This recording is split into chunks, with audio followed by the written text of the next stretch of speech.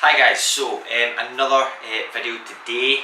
Today I wanted to just cover something that's came up fairly recently, given sort of the time of year, and that would be training when you are ill or when you perceive that you are ill.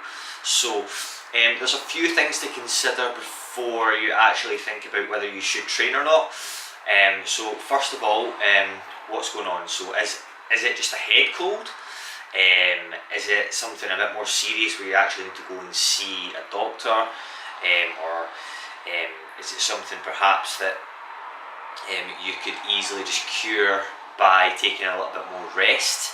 So first of all, what I would say is that if it is something just like a head cold, bit of a runny nose, a little bit of a sore throat, that type of thing, I would always say go and train, but take it initially a little bit lighter, and just see how you feel in those initial stages of the workout.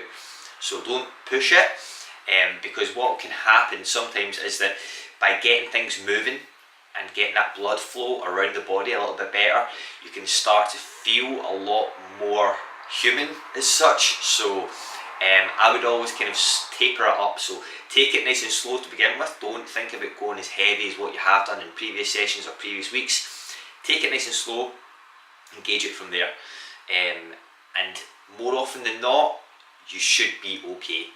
So that would be for something like a cold. Okay, so anything more serious than that, so something like you feel like you are actually potentially going to cause illness to others, I would obviously stay away from the gym.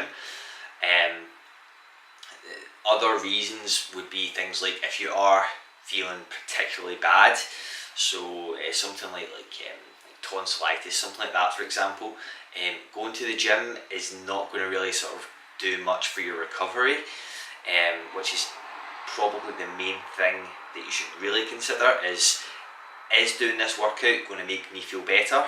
And if it's not, then I would stay away, at least for a good couple of days. Stay well hydrated, that's always, no matter if you're ill, or if it's just a normal day and you're feeling good, hydration has to be there. It has to be part of your day-to-day protocol within your diet, training, all of that stuff. Also, from a nutrition and diet standpoint, getting your micronutrients in, so your fruits, your vegetables, obviously that is key and that is very, very important. Trying to keep a decently high level of protein as well is something that I'd also say, but I wouldn't overly stress about it. The main thing is that you feel that you're rested and recovered, ready to go again within the next few days or the next week, whenever it is. So really that's kind of the main points.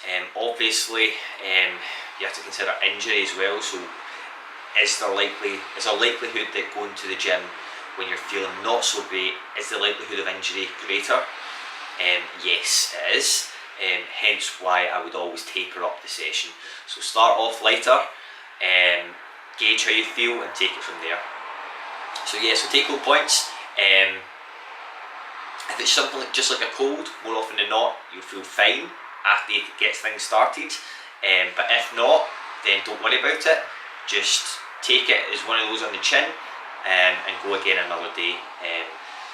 It's quite common to feel that if you've not been successful at a session, or if it's not went your way, to feel quite disheartened and let that affect the rest of your day, the rest of your week. But we have to consider there's 365 days in a year. One day is not going to make that much of a difference. Okay, so the main thing is that you're recovered.